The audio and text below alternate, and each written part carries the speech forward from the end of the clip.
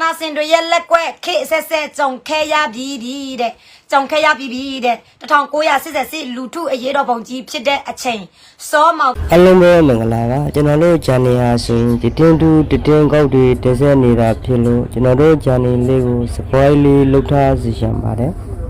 ကအာနာထသိန်းတယ်အမှန်ကစောမောင်ကိုအာနာသိန်းခိုင်းတာ1990ရွေးကောက်ပွဲလုပ်တယ် NLD ပါတီကအပြအပအနိုင်ရတယ်1990နှစ်ခုမှာဟုတ်တယ်တမ်းမရေးအကြောင်းပြချက်နဲ့စောမောင်ကိုဖြောက်ချပြီးတန်းဆွေတက်လာတယ်အဲ့ဒီအချိန်ကနောက်ွယ်ကကျိုးကင်ကစားနေတာနေဝင်းအုပ်စုတန်းဆွေလက်ထဲမှာကျိုးကင်သူနေဝင်းအုပ်စုကိုဖြိုခွင်းတယ်အောင်မြင်တယ်တန်းဆွေက2010ရွေးကောက်ပွဲကိုတေတေချာချာကင်တွယ်နိုင်ခဲ့တယ်အခြေအနေကောင်းပြီးထင်လို့2015ရွေးကောက်ပွဲကိုဆက်ကျင်းပခဲ့တယ်အခြေအနေကထင်ထားသလိုဖြစ်မလာခဲ့ဘူးတဲ့နောက်ပြီးတော့အင်ဒရီထိုင်းတဲ့အနေနဲ့9နှစ်တာလွတ်ထားပေးခဲ့တယ်2020မှာဟန်ရေးပြရွေးကောက်ပွဲလောက်ခံပြီးအာဏာပြန်သိမ်းလိုက်ကြတယ်ဒီနေရာမှာစောမောင်နီးပါပဲမင်းအွန်လိုင်းကလည်းပြောခဲ့တာပဲအနိုင်ရပါတီကိုလွဲပေးရမယ်ဆိုတဲ့အကြောင်းဒါပေမဲ့ပြောခဲ့အတိုင်းမလုပ်ခဲ့ဘူးစဉ်းစားရမှာကမင်းအွန်လိုင်းကအာဏာသိမ်းတာလားဒါမှမဟုတ်မင်းအွန်လိုင်းကိုအာဏာသိမ်းခိုင်းတာလားအခုလဲတခါမှမထောက်ပြန်ဘူးတဲ့မအလာရဲ့ကျမ်းမာရေးစစ်စစ်ချက်ထောက်ပြန်လာတယ်ပြည်သူတွေရဲ့စန္ဒကမြန်တေအေးရောဆိုတာတိတိကြီးနဲ့ထောက်ပြန်လိုက်တာမအလာကတန်းဆွေအုပ်စုကိုဘာမှမဲရမလောက်နိုင်ခဲ့ဘူးနော်အစွန်းအဖျားကမဆိုင်ရင်လဲရတယ်လို့ဆိုလောက်တဲ့တန်းဆွေတမဲလောက်ကိုပဲထိနိုင်ခဲ့တယ်ဒါကလည်းထိတယ်ဆိုရုံလောက်ပဲဒါကလည်းတန်းဆွေရဲ့ခြေငိမ်မှုလက်ငိမ်မှုလဲပါပါတယ်သူတို့လောက်တဲ့ရွေးကောက်ပွဲလဲပြီးမကြခင်တမတတွေဘာတွေလဲစီလာတော့မှာဆိုတော့သိန်းစိန်တမတဖြစ်တဲ့အချိန်အမေစုကိုလွတ်ပေးတယ်ဆွေးနွေးတယ်အထူးသိထားရမှာကမအလာလက်ထက်မှာဒီရောက်မှာတယောက်ကမြန်မာကိုလာတိုင်းအလင်းသိရင်တင့်တယ်လို့တန်းဆွေနဲ့တွေ့နေတာပါပဲတဲ့ဘာပဲဖြစ်အာနာစင်ကိုအမြင့်ဖြတ်ဖို့အတွက်ဒီတစ်ချိန်ဟာအကောင်းဆုံးအချိန်ပဲဆိုတာကတော့အားလုံးနားလည်ထားကြမယ်လို့ယုံကြည်ပါတယ်နော်အဲ့ဒါဦးကျော်သူရေးတင်ထားတဲ့စာမနေ့တော့နော်โอเคမမိုကမနေ့စောတော်အောင်မထားတဲ့အချိန်မှာမမိုတို့ PDF တွေကအဲ့ဒီ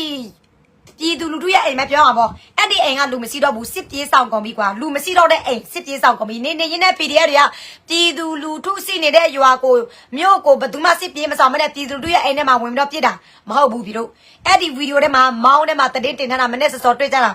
PDF တွေကပြစ်တယ်နော်စစ်ခွေးတကားတက်လာ PDF တွေကပြစ်နောက်တကားလာ PDF တွေပြစ်အဲ့ဒါအာနာစင်ကိုအပြတ်တော်လန်တဲ့တော်လန်ရေးဖွဲ့စည်းတွေကကြီးစံတတောက်ပဲစီနှစ်တောက်ပဲစီအာနာစင်ကိုတွေ့တိုင်းတွေ့ရတင်ကြိုင်ဓာမဆိုင်ဆိုတာအဲ့လိုမျိုးပြည့်တာကရင်ဖတ်တီတယ်လို့မျိုးပြောတာမဟုတ်ဘူးတွေ့ရတင်ကြိုင်ဓာမဆိုင်ပြောပြီးတော့စစ်ခွေးတွေအလုံးအရင်တက်လာဘလောက်ပဲတက်လာအိမ်မှာတဲလာတယ်ဘာညာတဲလာတယ်တင့်ကားတွေဟိုဟောင်းဝိစာတွေပါတဲလာတယ်ဘယ်သူမှမဖောက်ပေးဘူးဘယ်သူမှမပြစ်ပေးဘူးလက်နဲ့ခင်အပြစ်ဆောင်စီတယ်လူအပြစ်ဆောင်စီတယ် PDF ဖွဲ့စီပါများစီတယ်ကရင်ဖွဲ့စီပါများစီတယ်စစ်ခွေးတက်လာတာပွဲတယ်လို့မျိုးပဲမှာကထိုင်ပွဲသူများဖုန်ကြီးเจ้าကိုလဲပပြီးတော့အလူလောက်တယ်လို့မျိုးလေကရင်ပြည်နယ်မှာတက်လာတာတောက်ဆောက်ပဲသူများတဲ့တတင်းပို့လာပြတာဘဲကရင်စစ်သားမမိုင်းဖောက်တာအဲ့ဒီဆယ်ဘိန်းကားတို့ဟောင်းဝိစာတို့ဘသူမှမိုင်းမဖောက်ဘူးမပြည့်ဘူးကရင်ပြည်နယ်မြောက်ဝတီမြို့ရောက်တဲ့အထိဒါပေမဲ့ငါတို့ PDF တွေဘက်ကကွာ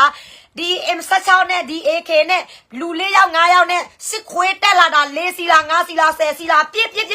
ဘာမှမကြောက်ဘူးငါတို့ရဲ့ PDF တွေကအဲ့ဒါဘလောက်ကိုကုံယူဖို့လေးစားဖို့ကောင်းလဲဘလောက်တော်လဲဆိုတာအဲ့ဒါကိုဘလောက်တော်လဲဘလောက်တက်လဲဆိုတာခေါင်းမင်းအောက်မှာမဝင်ကြည့်လိုက်တဲ့အချိန်မှာမင်းတို့တွေကအဲ့လောက်ဆောက်စင်းနေပဲမင်းတို့ပြေးလို့ရလဲပြေးလိုက်ဘာညာတလကနဲ့အဲ့လောက်ပဲလှုပ်လို့ရတယ်အဲ့ဒါမင်းတို့တွေကမင်းအောက်လိုက်ကိုဘယ်လိုမျိုးနိုင်မလဲဘာညာတို့အဘကဘာညာတလကပေါ့နော်တို့တွေကခွေးစကားပြောတာပေါ့ခွေးဆိုတော့ခွေးစကားပြောတာပေါ့အဲ့ကြောင့်မနေ့တော့မပြန်တော့စော်ထဲလိုက်တာနော်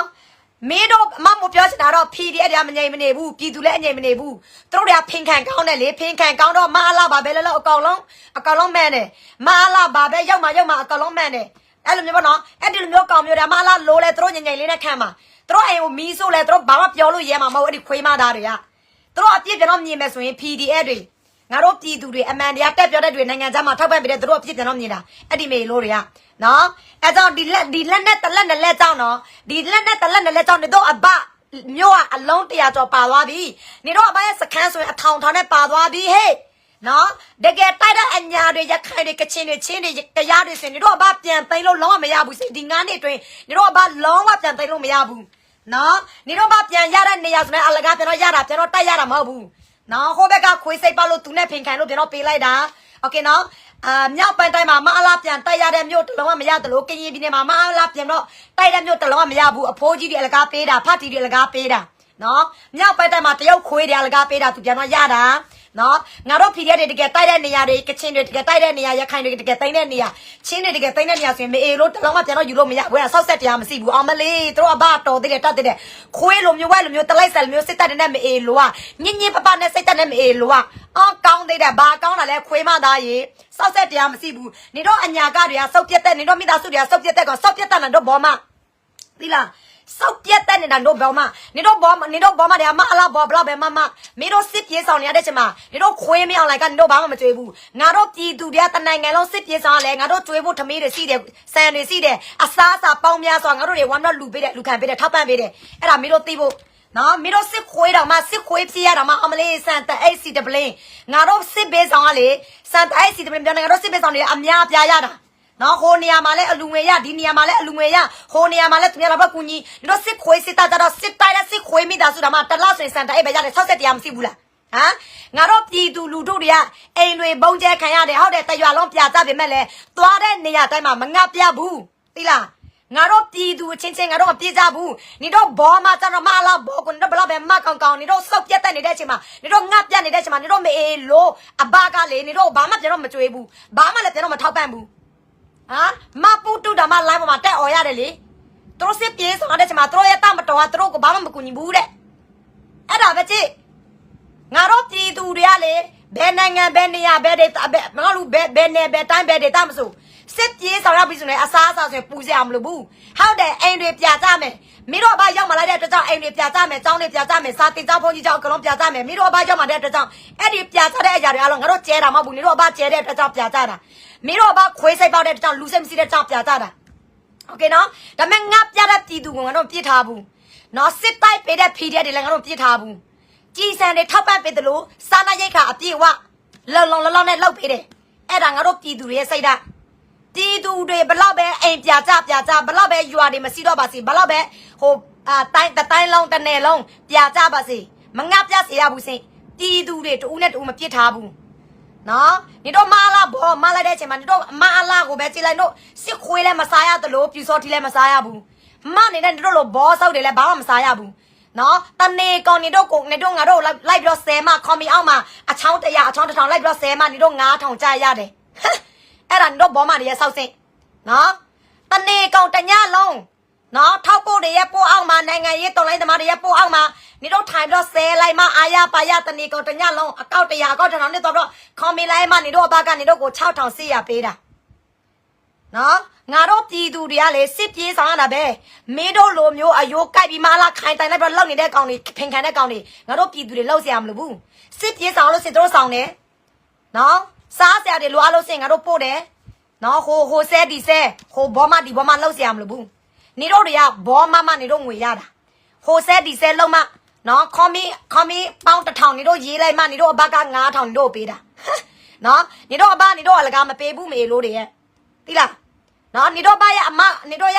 အဘရဘောကိုနေတော့အာရပရမလိုက်မနေတော့ဘာခိုင်းတဲ့အတိုင်းနေတော့လောက်ရမနေတော့ဘာကနေတော့ပတ်စံပေးတာငါတို့ပြည်သူတွေကမဟုတ်ဘူးโอเคနော်ဘောမတွေကထမင်းမစားဘူးချီးစားတာအဲကြောင့်လေချီးစားတော့ချီးအောင်တော့ပဲစီနေတယ်လေနော်လူတတ်သမားခိုင်းလဲလောက်နော်လူတတ်သမားခိုင်းလဲလောက်အမျိုးပြက်ပြည်ပြက်ကောင်ဘာပဲခိုင်းလောက်အမျိုးပြက်ပြည်ပြက်ကောင်တိုင်းပြက်ကောင်ကိုလူမျိုးပြန်တော့တားတဲ့ကောင်တွေလဲပြန်တော့ထောက်ခံအဲ့ဒါဘာကြောင့်လဲထမင်းမစားလို့ချီးစားတဲ့အတွက်ကြောင့်အဲ့မျိုးထောက်ခံနေတာနော်အမလေးငါတို့ PDF တွေနော်ပြောချင်တာကတော့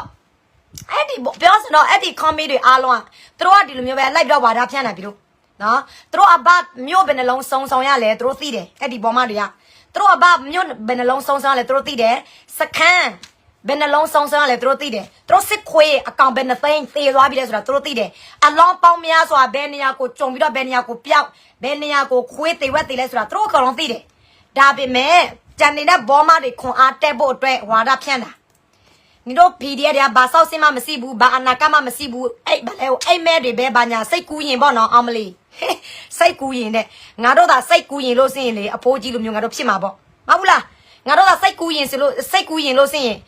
？party 的路用你可能是爸妈没老板呢，爸妈没呀板呢，哎，这路用别是家里谈票不了谁雇人的老你来哩？俺都谁雇人不是这个老啦？နော်ငါတို့တကယ်လောက်တဲ့အတွက်ကြောင့်မင်းတို့စစ်ခွေးရကားအလုံး30လားကောင်းအောင်လို့ဆိုတာတက်လာတဲ့နေရာတိုင်းမှာ PDF ကဆိုလာမင်းတို့ချထားတဲ့ကိတ်တွေအားလုံးပကောက်ကူမလားမကွေးတိုင်းမှာလားစကိုင်းတိုင်းမှာလားဘယ်ကိတ်မဆို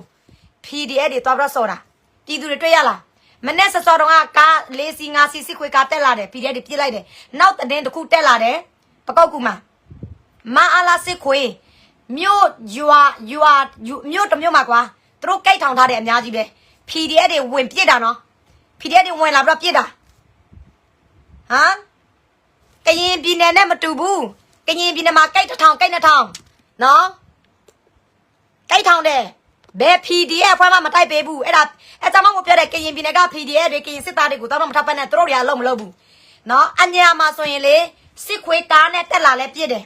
စီတဲ့လက်နဲ့စီတဲ့ကြည်စံနဲ့စီတလောက်နဲ့တိုက်တယ်နော်စစ်ခွေးထောင်ထားတဲ့စခန်းစစ်ခွေးထောင်ထားတဲ့ကိတ်လားပြူစောတိထောင်ထားတဲ့ကိတ်လားအကောင်လုံးဝင်စော်တယ်ဒလန်ဒီနာမဲဒီရွာဒီမြို့ဒလန်နာမဲပေါ်လာပြီဆိုရင်ဒီကောင်ကတကယ်ဒလန်အစစ်မှန်ဆိုရင်ချက်ချင်းဝင်စင်းတာအဲ့ဒါငါတို့ PDF တွေပြတ်သားချက်တော်ချက်ပြတ်သားတယ်တော်တယ်မမိုးတို့ထောက်ပံ့ပေးတဲ့ဒီအညာကစစ်ခွေးတွေကိတ်ထောင်ကြည့်လိုက်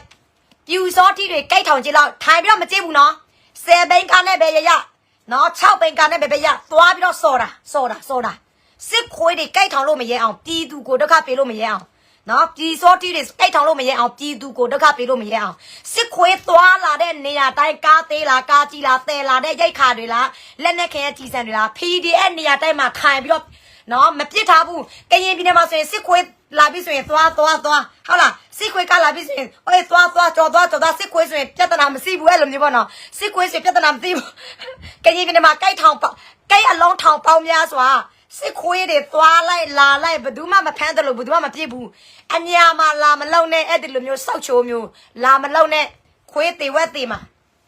အဲ့ဒါအညာက PDF တွေကိုငါတို့ထောက်ပံ့ပေးရတာအရန်ကိုအားရကျင်တယ်အဲ့ကြောင့်တို့ရဲ့ကမ်ပိန်းကိုလည်းတစ်လအဖွဲ့200လား300လားငါလှုပ်ပေးခြင်းတယ်နော်ဒါပေမဲ့ငါတို့ကရတဲ့လောက်နဲ့ငါတို့ထောက်ပံ့ပေးတာပေါ့နော်အဖွဲ့300ရလို့ရှိရင်ဘယ်လောက်ကောင်းမလဲစဉ်းစားကြည့်နော်အဲ့ကြောင့်ပြီးတော့ရေဒါမှမဟုတ်ထောက်ပံ့ပေးတဲ့ဒီနယ်ဆောင်တွေအဲ့လိုမျိုးစူးစမ်းနေတာနော်စစ်ခွေးကြိုက်ကိုလည်းထိုင်မကြည့်ဘူးအကလုံးစော်တယ်စစ်ခွေးသွားလာတဲ့နေရာတိုင်းအကောင်လုံးချိန်ချောက်တယ်နော်ဥမာကားတလုံးဗလဲကိုလဲသွားအောင်ပြစ်ချလို့မနိုင်လဲသူတို့သွားလာတဲ့နေရာတိုင်းမှာ PDF တွေကပြစ်တာအဲ့ဒါတော့မှအဲ့ဒီပြစ်တဲ့ PDF တွေကတချို့နေရာမှာဆိုရင် RPG မရှိဘူးနော် RPG သာစီလို့ဆိုရင်မလာကားတွေအကောင်လုံးကျွေးကောင်းမှာအဲ့ဒီတိုက်နေတဲ့ PDF တွေကန်ထားတဲ့လက်နဲ့ကလက်နဲ့အသေးစားပဲနော်သူတို့ထမ်းထားတဲ့ RPG မရှိဘူးအညာမှာ PDF တွေစစ်တိုက်ရှင်တာအတန်းနဲ့စီးတယ်ပြုလက်နဲ့ခင်ရမလုံလောက်ဘူးလုံလောက်တဲ့စီးတဲ့တိုက်ရင်တွေစီးတဲ့အဖွဲအစည်းတွေပဲဒီစစ်ဗလဲဒီအလောက်တွေကိုပေါ့နော်ဒီမအလားသွားလာစစ်ခွေးတွေသွားလာတဲ့နေရာတိုင်းမှာရိတ်ခါတွေပိုးတဲ့နေရာတိုင်းမှာသူတို့တွေလောက်တယ်မစီးတဲ့လူကြတော့ဗာနဲ့တိုက်မလဲတိုက်လို့မရဘူးလေမစီးတဲ့လူကြတော့စားရတာတခုပဲလေအဲ့ဒါပဲနော်ကရင်မတိုက်လို့စရင်ကရင်မှာသွားပြီးတော့အချိန်မဖြုံးနဲ့နော်အညာမှာပြန်တော့ထောက်ပံ့လက်နဲ့ခင်ရတွေအတွက်အားရစရာကြီးပါ